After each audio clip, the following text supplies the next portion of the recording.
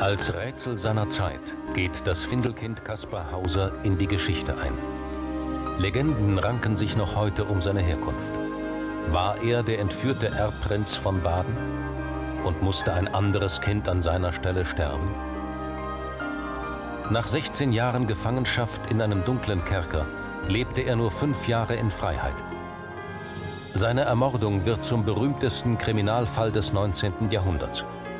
Eine Genanalyse entzaubert 1996 den Mythos um Kaspar Hauser.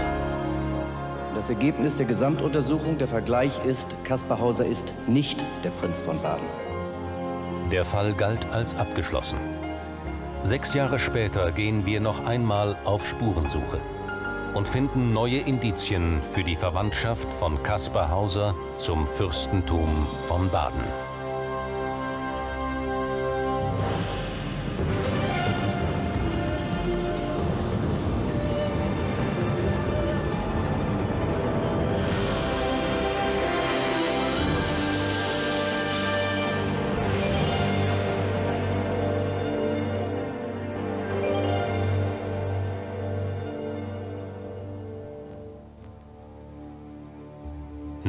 Dezember 1833, Obduktionssaal der Gerichtsmedizin. Ein 21-jähriger Mann ist am Vortag an den Folgen einer Stichverletzung gestorben. Der Name des Toten: Kaspar Hauser.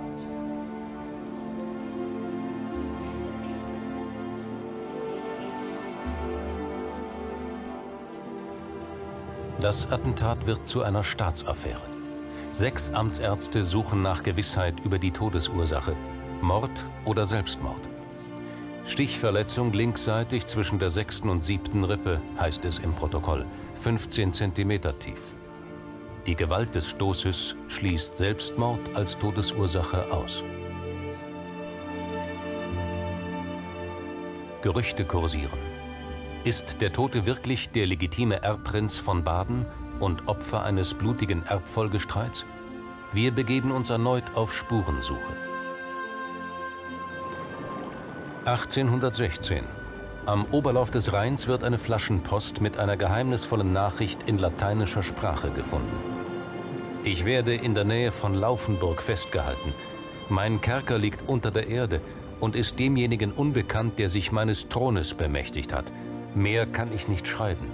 Unterzeichnet S. Hannes Sprankio. Eine verschlüsselte Botschaft? Ein Hinweis auf den Verfasser vielleicht? Wir setzen die 14 Buchstaben mit Hilfe einer Dechiffrierungssoftware neu zusammen.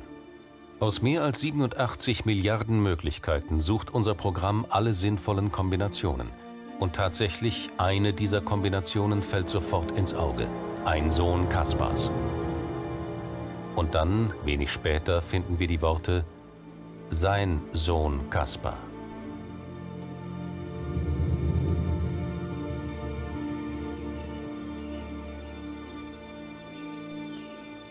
Damals konnte man in der Nachricht dieser Flaschenpost keinen tieferen Sinn erkennen.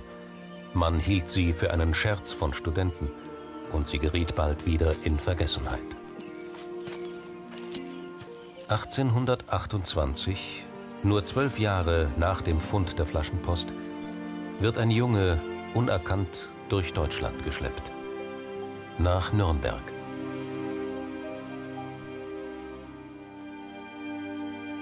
Pfingstmontag taucht hier, wie aus dem Nichts, ein Junge auf, etwa 16 Jahre alt. Mühsam und ungelenk starkst er unbemerkt durch die menschenleeren Gassen.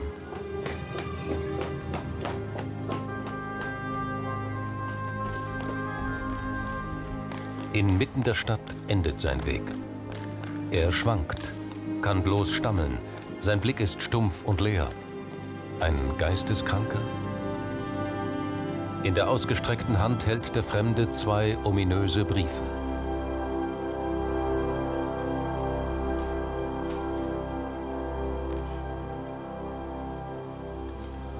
Auf der Polizeiwache sucht man nach Hinweisen über die Herkunft des Unbekannten. Gebetsbücher, gedruckt in Altötting, München und Salzburg. Der Fremde scheint die Fragen zu hören, aber nicht zu verstehen. Doch dann, als man ihm die Hand führen will, um ein Kreuz unter das Protokoll zu setzen, scheinen dem Jungen ohne Sprache Feder und Papier nicht unbekannt.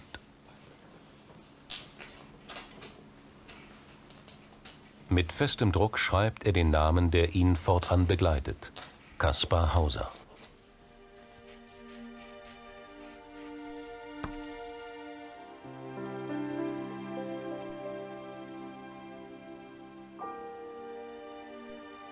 Nur die beiden Briefe, die er bei sich trägt, verraten mehr als seinen Namen.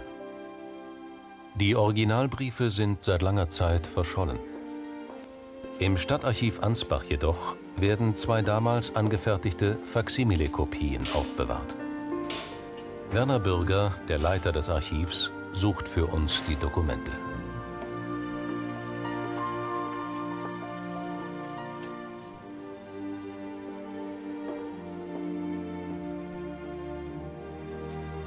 Die anonymen Briefe weisen Kaspar als Findelkind aus. Im ersten Brief steht: Das Kind heißt Kaspar. Ich bin ein armes Mägdlein und kann ihn nicht ernähren. Wenn er 17 Jahre alt ist, schicken Sie ihn nach Nürnberg zum 6. Regiment. Der zweite Brief lautet: Ich bin ein armer Taglöhner. Seine Mutter hat mir das Kind gelegt und ich habe ihm seit 1812 keinen Schritt weit aus dem Haus gelassen. Ich habe ihn mitten bei der Nacht fortgeführt. Spätere graphologische Untersuchungen ergeben, dass beide Briefe von ein und demselben Verfasser stammen. Es handelt sich um eine falsche Fährte. In Nürnberg wird der Findling Kaspar noch in derselben Nacht in den Gefängnisturm gebracht. Doch schon bald beginnen höhere Kreise, sich für ihn zu interessieren.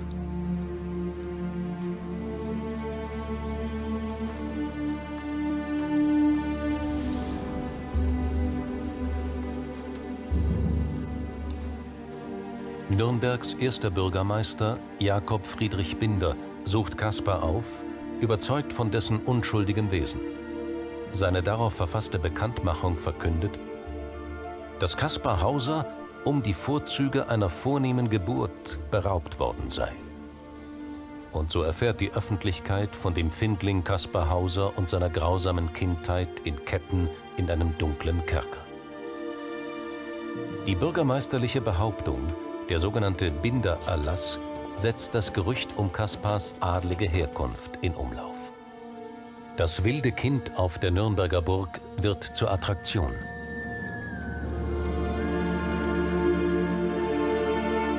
Kaspar steht plötzlich im Mittelpunkt einer Welt, die ihm völlig fremd ist.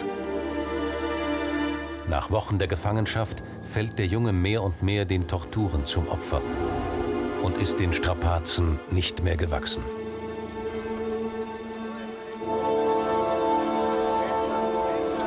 Die Gerüchte verhärten sich, wonach das wilde Kind ein entführter Prinz sei.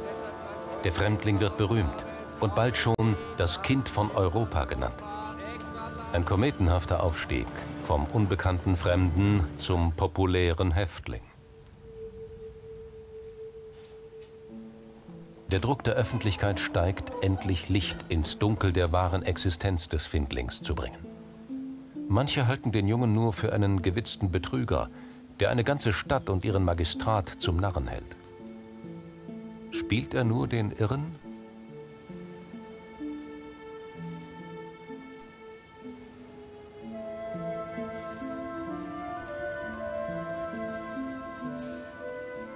Der Gerichtspräsident Anselm von Feuerbach nimmt sich des Falles an. Bald steht für ihn fest, Kaspar ist kein Betrüger. Er ist, so notiert Feuerbach, weder in Blödsinn noch in Wahnsinn verfallen.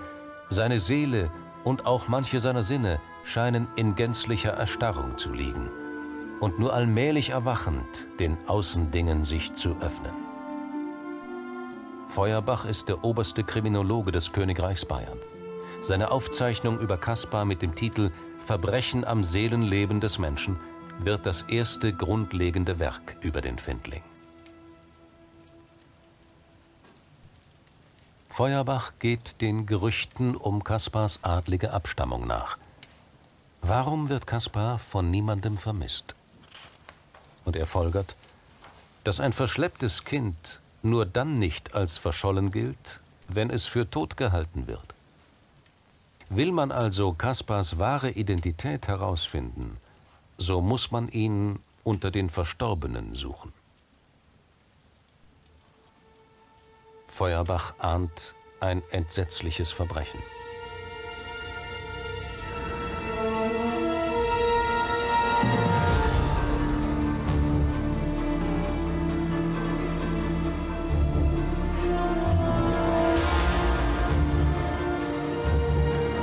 Kaspar wird in der Wiege mit einem todkranken Kind heimlich vertauscht, das kurz darauf stirbt. Feuerbach geht zurück bis in das Jahr von Kaspars Geburt, 1812, und forscht in den Stammbüchern aller europäischer Fürstenhäuser nach Fällen von Kindstod. Eine eindeutige Spur führt nach Baden. Hier in Karlsruhe regiert seit Generationen das Geschlecht der Zähringer das wohlhabende Großherzogtum. 1812, am 29. September. Im Schloss zu Karlsruhe wird ein Junge geboren. Es ist eine komplizierte Geburt.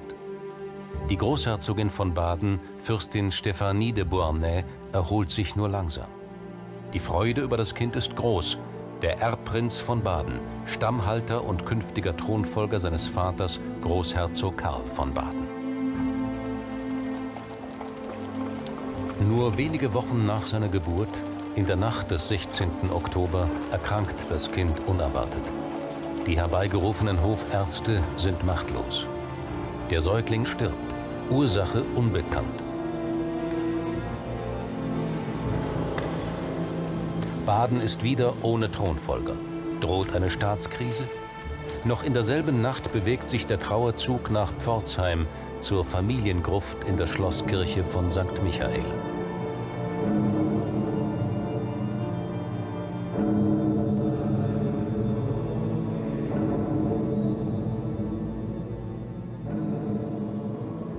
Die Familiengruft in der Schlosskirche von St. Michael. Hier werden alle Angehörigen aus der Zähringer Linie dieses Fürstenhauses zur letzten Ruhe gebettet, seit 300 Jahren. Auch der Kindersarg des namenlos getauften Sohns steht hier aufgebahrt. Doch liegt darin auch wirklich der Thronfolger? Nein, so die Antwort Feuerbachs. Nicht der Erbprinz sei gestorben und liege hier begraben, sondern ein heimlich untergeschobenes, sterbenskrankes Kind. Wer könnte dieses andere Kind gewesen sein? Die Lösung des Geheimnisses ruht in dieser Gruft. Aber der Zutritt dazu wird vom Hause Baden bis heute niemandem gewährt. Die Suche nach der Identität des fremden Kindes führt uns ins Generallandesarchiv in Karlsruhe. Hier werden alle Geburten, Taufen, Eheschließungen und Sterbefälle Badens seit Hunderten von Jahren gesammelt und aufbewahrt. Stimmt die Theorie vom vertauschten Prinzen, dann gibt es einen Jungen, gleichaltrig mit dem Prinzen, dessen Eltern in Beziehung zum Karlsruher Hof gestanden haben. Zusammen mit Archivar Wolfgang Müller folgen wir der Spur der Hauser-Forscher und suchen in den Geburtsregistern der Jahrgänge ab 1812 nach jemandem, auf den all das zutrifft.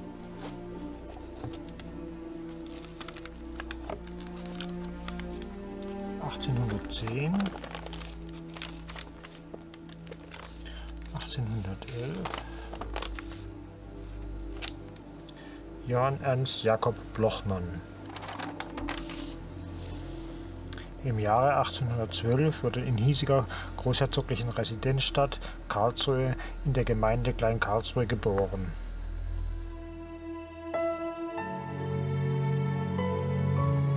Das Geburtsdatum lautet auf den 26. September, 3 Tage vor der Geburt des Prinzen hier im Karlsruher Schloss. Der Vater war Arbeiter bei Hofe und stand im Dienst einer gewissen Gräfin Luise Caroline von Hochberg. Ein Blick auf die Familiengeschichte des Hauses Baden untermauert den Verdacht eines Erbfolgestreits. Die Ehe der Luise Caroline von Hochberg als zweite Frau des Markgrafen Karl Friedrich ist nicht standesgemäß. Folglich hatten ihre Söhne keinen Anspruch auf den Thron.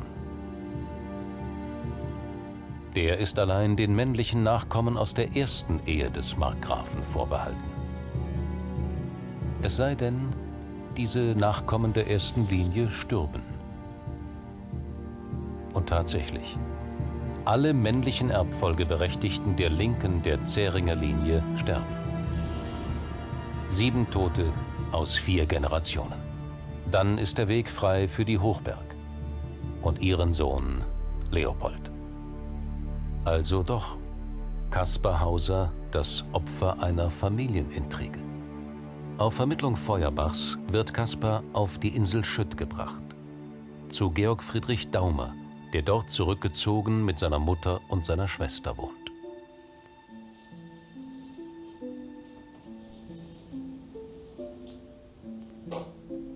Daumer ist Privatgelehrter. Unter seiner Obhut lernt Kaspar lesen und schreiben. Daumer ist überrascht von Kaspars Wissensdurst. Seine schnelle Auffassungsgabe ist verblüffend. Ein Wunderkind? Was andere in Jahren lernen, erreicht er in Tagen.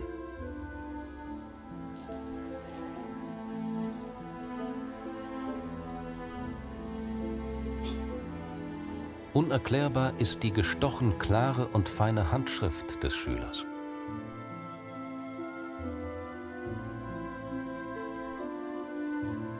Nur seine Liebe für das Malen übertrifft Kaspars Eifer und Fleiß beim Lernen.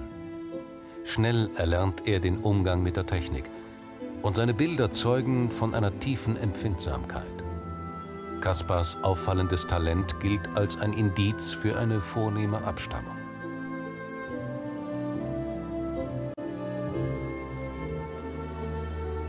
Noch andere Eigenschaften entdeckt der Lehrer an seinem Schüler. Daumer beschreibt dessen außergewöhnliche Fähigkeit, selbst in der Nacht noch Farben sehen zu können. Ist das ein Beweis für die lange Kerkerhaft und die Gewöhnung der Augen an die Dunkelheit?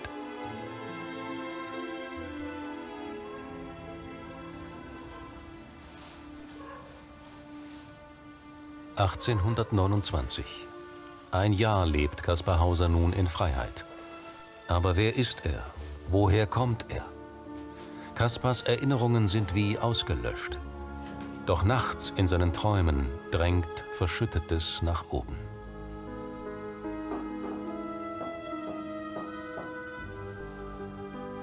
Alle Neuigkeiten über das im Dunkeln liegende Vorleben des 17-Jährigen werden begierig aufgenommen. Sein Vormund schreibt: Vor längerer Zeit träumte ihm von einem Wappen, was er im Traum oberhalb der Tür eines großen Hauses gesehen habe. Er machte sogleich eine Zeichnung. Eine Erinnerung oder bloß ein Traum?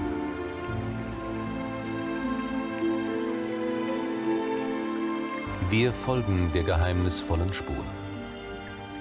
Schloss Beuggen am Hochrhein zwischen Basel und Waldshut. Seit 1806 im Besitz des Markgrafen von Baden, der es seiner zweiten Frau, Gräfin Hochberg, schenkte.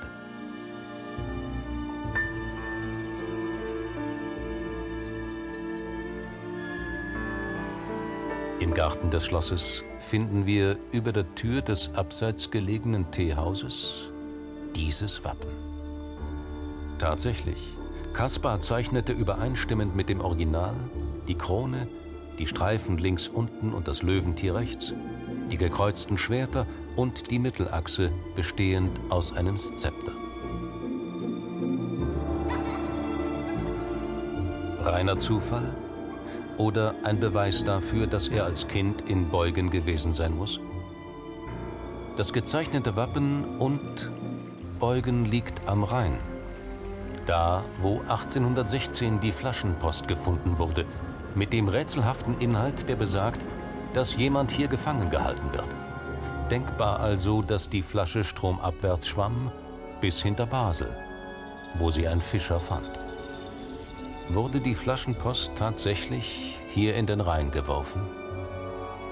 Alte Karten und Chroniken beweisen, dass der Rhein schon damals in unmittelbarer Nähe an den Gebäuden und am Schloss vorbeifloss. Wenn hier in Beuggen ein Kind versteckt wurde, welche Räume kamen dafür in Frage?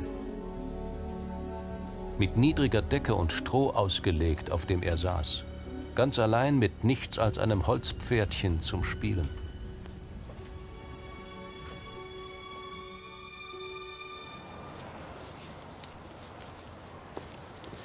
Auf unserer Spurensuche in Beuggen treffen wir Pfarrer Schmidt. Er kennt die Geschichte des Ortes und die Gerüchte um Kaspar Hauser. Es ist denkbar, dass der kleine Kaspar Hauser in den Jahren nach 1815 hier auf dem Gelände von Schloss Beuggen gewesen ist. Wie man sich das vorstellen muss, dazu gibt es unterschiedliche Möglichkeiten. Die einen sagen, er sei in relativer Freiheit hier auf dem Gelände herumgesprungen. Andere denken an die Räumlichkeit hinter diesen beiden Fenstern.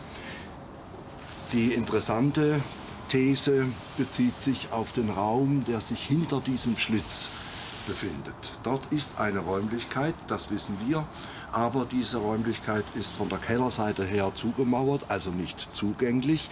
Da drin gibt es aber einen Raum, der gut und gerne auch als Verlies dann für Kaspar Hauser in Frage kommt.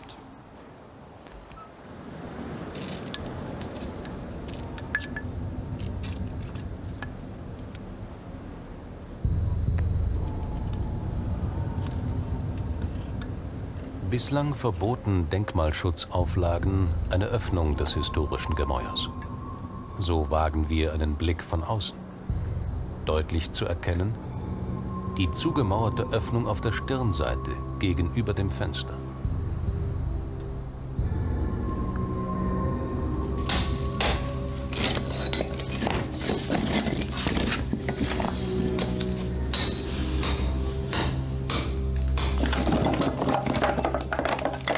Drei Monate sind vergangen. Das Landesamt für Denkmalschutz hat die Genehmigung erteilt. Der Kellerraum wird aufgebrochen.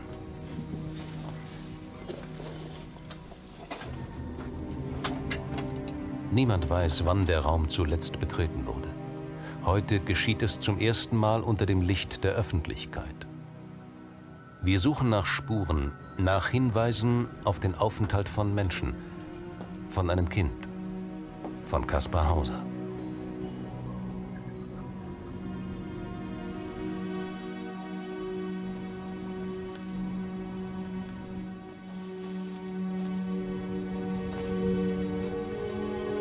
Auf einem Balken, in etwa 50 Zentimetern Höhe, entdecken wir die Rötelzeichnung eines Pferdes.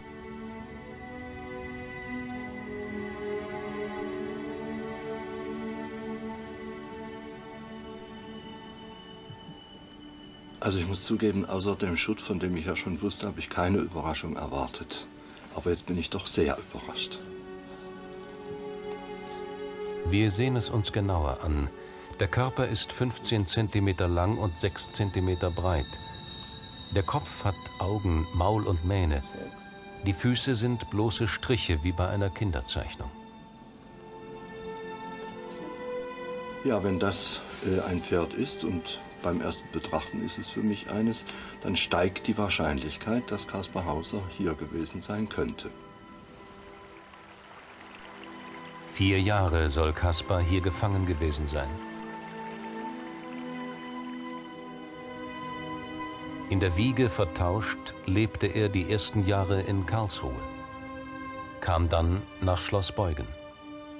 Hier könnte er 4 Jahre seiner Kindheit verbracht haben, bis seine Odyssee mit unbekanntem Ziel weiterging.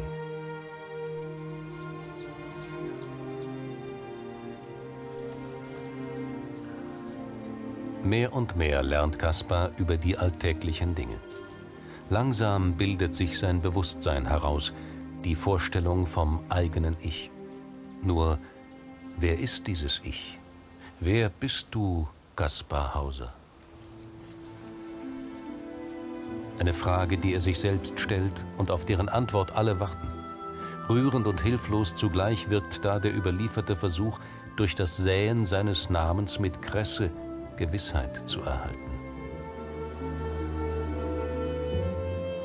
Ein Jahr nach dem ersten Auftauchen als ungebildetes Kind schreibt Caspar folgende Reime. Mein erstes Jahr begrüß ich heut, in Dank und Liebe hoch erfreut, von vieler Not und Last gedrückt. Von heute an genieß ich, was mein Herz entzückt. Zeugnis einer empfindsamen Seele? Oder bloß Echo der damals vorherrschenden romantischen Stimmung?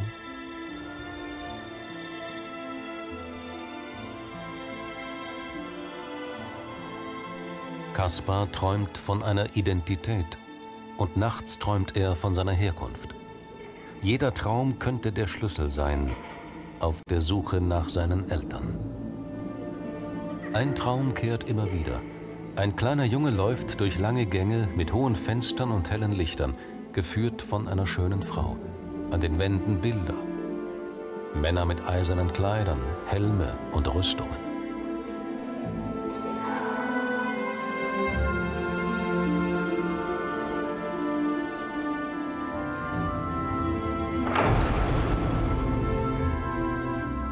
Getrieben von den Rätseln seiner Abstammung entwickelt sich Caspar vom vormals stummen Sonderling zum besessenen Chronisten.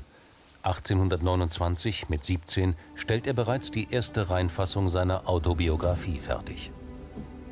Diese Geschichte von Caspar Hauser will ich selber schreiben, wie ich in dem Gefängnis gelebt habe und beschreiben, wie es ausgesehen hat. Seine Schilderungen sind präzise. Doch liefern sie den Ermittlern keine weiteren Hinweise auf Orte einer Gefangenschaft.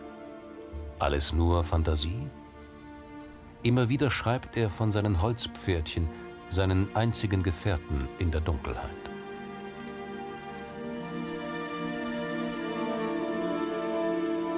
Erst im Jahre 1924 rückt ein neuer Ort in den Mittelpunkt der Caspar-Hauser-Forschung. Pilsach, ein Wasserschloss in der Oberpfalz. Noch heute liegt Schloss Pilsach abgelegen vom gleichnamigen Ort und durch einen großen Park vom Dorfleben getrennt. Das Anwesen hatte im Laufe der Jahre mehrere Besitzer. Zuletzt einen Architekten, der das Schloss grundlegend renovierte. Ja, also dieses Verlies, dieser sogenannte Kerker, ist mit Sicherheit nicht als Kerker gebaut worden, sondern ist ein Zufallsprodukt des barocken Umbaus. Damals war eben diese verschachtelte mittelalterliche Burg und durch die eine Geschossebene, die man im Obergeschoss geschaffen hat, blieb dieser Raum übrig. Dass man ihn dann als Kerker benutzen konnte, das ist vorstellbar. Zufall oder Absicht? Ein geniales Versteck. Von außen fast nicht zu erkennen, durch 2 Meter dickes Mauerwerk, lautlos, von allem abgeschirmt.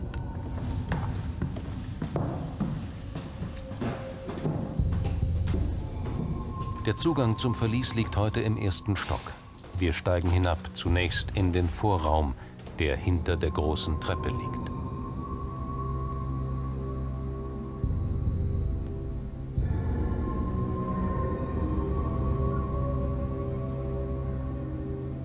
Durch eine etwa 80 cm hohe Türöffnung gelangt man in den eigentlichen Kerkerraum. 4,30 Meter lang, 2,5 Meter breit und 1,65 Meter hoch. Einzige Lichtquelle ist das winzige Fenster, versperrt durch ein markantes Eisengitter. Ein Eisengitter wie eine Blüte aus Caspars Zeichnungen. Bei der Renovierung 1982 macht Hermann Kurzendörfer einen erstaunlichen Fund. Ich war also am Fuße dieser Treppe und habe am Samstagnachmittag geschaufelt. Hinter der Treppe rutschte der Schutt nach und plötzlich sah ich die beiden Beinchen hervorschauen von dem Pferd. Ich ziehe an, habe dieses Pferdchen in der Hand. Und für mich war eigentlich in der Sekunde klar, das ist das Pferd von Caspar Hauser. So, ich zeige Ihnen jetzt das Pferdchen, das ich seinerzeit gefunden habe am Fuße der Treppe. Das ist also das kostbare Stück. Man sieht also, die Seite lag nach oben, die ist verschmutzt. Die andere entspricht in vielen Details dem, was der Caspar Hauser überliefert hat. Das Pferdchen ist weiß. Das Pferdchen war auf einem Brett montiert mit Rädern dran. Das Pferdchen hatte einen Schweif und auch die Größe kommt in etwa hin. Ist das die Vorlage für die in Schloss Beugen gefundene Pferdezeichnung? Oder nur ein Zufall? Nach Meinung einiger Hauser-Forscher soll Caspar 10 Jahre hier eingesperrt gewesen sein, im Alter von 6 bis 16 Jahren. 10 Jahre, in denen ein Kind wächst, neue Kleider braucht, essen und trinken muss. Wer kümmert sich um ihn? In Caspars Erinnerung ist da niemand. Er hatte nie einen Menschen gesehen, auch niemals einen gehört. Caspar erinnert sich nur, wie seine Kerkerhaft eines Tages plötzlich endete. Ein Mann kommt, um mit ihm das Schreiben seines Namens zu üben. Caspar Hauser. Woher der Name stammt, bleibt ein Geheimnis. Der Bewacher und schließlich Befreier schleppt ihn aus dem Verlies, bringt ihm das Gehen bei und schickt ihn los. Der Mann hob mich auf, nahm mich unter den beiden Armen und lehrte mir das Gehen. Und wie ich zu gehen anfangen sollte, schob er mit seinen Füßen die meinigen fort, um mir begreiflich zu machen, wie ich es machen sollte.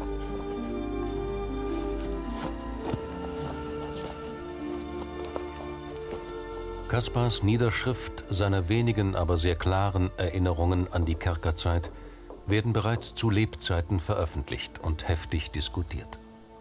Prinz oder Betrüger?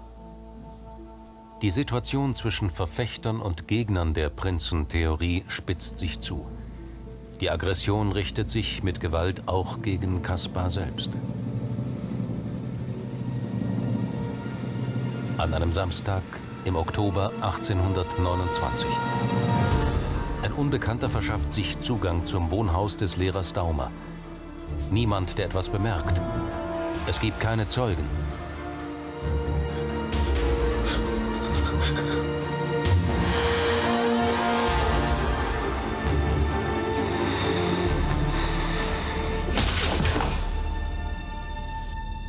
Caspar kann nur eine Zeichnung der Tatwaffe anfertigen.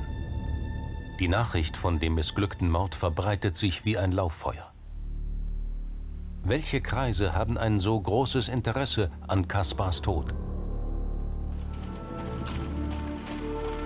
Am Tag des Attentats taucht erstmals eine neue, rätselhafte Figur in Nürnberg auf, ein hoher Gast aus England. Philip Henry IV. Lord Stanhope, ein Diplomat in besonderer, geheimer Mission. Stanhope, Spross einer verarmten Adelsfamilie, finanziert sich, wie man heute weiß, durch Wechsel, die auf badische Bankhäuser ausgestellt werden. Er gilt als Agent Badens. Sein Auftrag? Die Spur von Caspars Herkunft zu zerstreuen, die Fährte weg von Karlsruhe zu lenken. Caspar, von seinem Lehrer Daumer streng und bescheiden erzogen, erfährt durch Lord Stanhope erstmals eine für ihn unbekannte, völlig neue Welt. Der englische Lord gibt Unsummen für Caspar aus, schenkt ihm Ringe, Uhren, teure Kleider. Dem ahnungslosen Caspar gefällt seine Verwandlung vom Wolfskind zum Adligen und schnell passt er sich seiner neuen Rolle an. Zwischen Caspar und Lord Stanhope entwickelt sich ein inniges Verhältnis.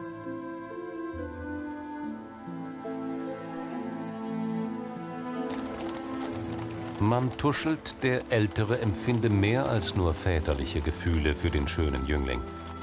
Er bemüht sich, Caspar mit nach England auf sein Familienschloss zu nehmen. Caspar schreibt schwärmerische Liebesbriefe an seinen neuen Pflegevater, unterzeichnet mit »Dein, dich herzlich liebender Pflegesohn«.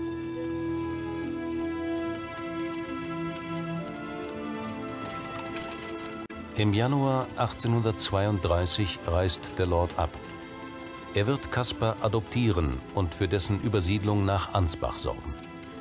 Er verspricht, Caspar bald nach England zu holen, wird das Versprechen aber nie halten. Später wird er seinen innig geliebten Adoptivsohn als Betrüger beschimpfen. In Ansbach am Appellationsgericht tritt Caspar eine Stelle als Aktenkopist an, auf Vermittlung seines einstigen Gönners, des Gerichtspräsidenten Anselm von Feuerbach.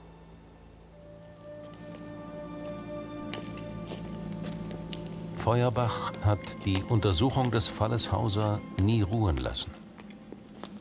Im Februar 1832 verfasst er ein vertrauliches Papier mit dem Ergebnis: Caspar ist der rechtmäßige Prinz von Baden. Der brisante Inhalt wird bekannt.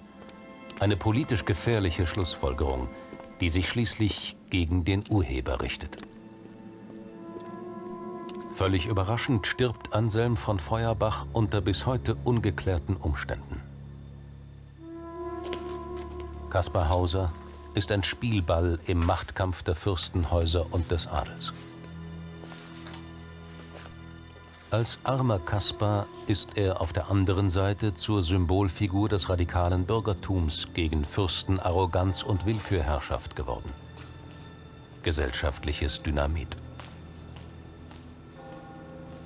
14. Dezember 1833. Caspar wird unter einem Vorwand hierher in den Hofgarten von Ansbach gelockt. Ein unbekannter Mann lauert ihm auf, spricht ihn an und versetzt ihm die tödliche Stichwunde. Ein Bekennerbrief wird gefunden, der mehr verschleiert als erhellt. Dem Hauser die Mühe zu ersparen, will ich es euch selber sagen, woher ich komme, von einem Fluss an der bayerischen Grenze. Die Ermordung Caspar Hausers lässt die Spekulationen um seine rätselhafte Herkunft nicht verstummen. Seine Geschichte wird zur Legende, die Legende zum Mythos. Caspars Kleidung wurde damals polizeilich beschlagnahmt, inzwischen ein Ausstellungsstück. Der 170 Jahre alte Blutfleck an der Unterhose birgt, wie man heute weiß, eine wichtige Erbinformation, die DNA. Eine letzte Spur? 1996 wird im Auftrag des Magazins Der Spiegel Stoff aus der Unterhose Caspar Hausers herausgeschnitten und in 2 Genlabors untersucht. Durch den Vergleich der DNA-Strukturen kann eine bestehende Verwandtschaft noch über Generationen hinweg nachgewiesen werden. Dazu wird Blut von den direkten Nachkommen des Hauses Baden mit dem der Unterhose verglichen. Besteht diese Blutsverwandtschaft, dann ist er der Prinz von Baden. Das Ergebnis der Gesamtuntersuchung, der Vergleich ist, Caspar Hauser ist nicht der Prinz von Baden. Das wird manche Leute enttäuschen, aber das ist ein eindeutiger Beweis. Und so starb am 25.11.1996 der Mythos Caspar Hauser als Spiegeltitelgeschichte Der entzauberte Prinz. Das Haus Baden war rehabilitiert. Doch der Spiegelbeweis fußt auf einem einzigen Indiz, dem Blutfleck auf der Unterhose. An seiner Echtheit allein hängt die historische Wahrheit. Zusammen mit den anerkannten DNA-Experten Professor Brinkmann und Dr. Pfeiffer vom Rechtsmedizinischen Institut Münster gehen wir der Sache noch einmal auf den Grund. 5 Jahre nach dem Spiegelurteil über Caspar Hauser fahren wir nach Ansbach zum einstigen Tatort.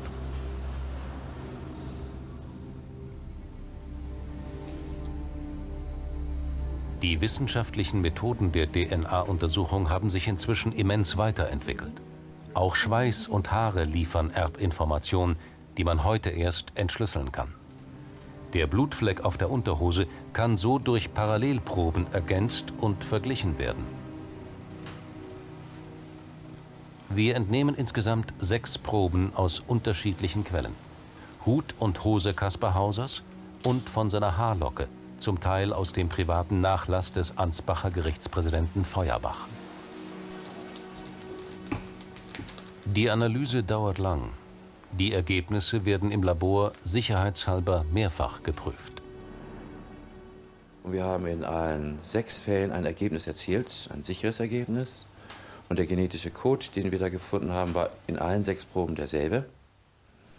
Und da die Proben aus 2 verschiedenen Quellen kommen, beide als Caspar Hauser bezeichnet, ist davon auszugehen, erstens, dass sie von derselben Person stammen und zweitens, dass es sich um Proben von Caspar Hauser handelt.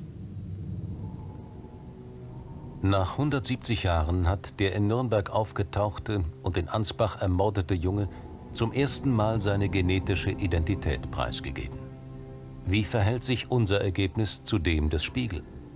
Ja, wenn man Den genetischen Code, den wir eben Kaspar Hauser zugeordnet haben, wenn man den vergleicht mit dem genetischen Code, der aus den Blutflecken der Unterhose gewonnen wurde, nachgewiesen wurde, dann sieht man gravierende Unterschiede, nämlich Unterschiede in insgesamt 6 Positionen, sodass man zu dem Schluss kommen muss, diese Blutflecken, die können nicht von derselben Person, also nicht von Kaspar Hauser herrühren. Der Blutfleck auf der Unterhose stammt nicht von Kaspar Hauser. Die Folgerung des Spiegel ist damit widerlegt. War Kaspar also doch der Sohn von Stephanie de Beauharnais und damit Erbprinz von Baden? Wir können dank eines Nachkommen der Stephanie de Beauharnais eine DNA-Probe durchführen. Astrid von Medinger ist in direkter Erbfolge verwandt mit Stephanie de Beauharnais. Wieder werden die Ergebnisse im Labor mehrmals geprüft.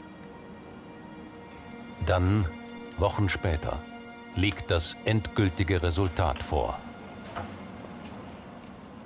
Wenn man den DNA-Code von Frau Medinger vergleicht mit dem Kaspar Hauser zugeordneten Code, dann finden wir in allen wesentlichen Positionen Übereinstimmung, bis auf eine einzige Position, wo sie nicht übereinstimmen.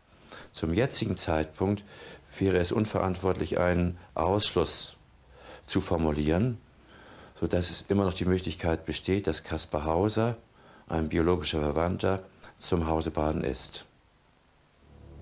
Wer immer er wirklich war, Kaspar Hauser, genannt der Prinz von Baden, wurde ermordet.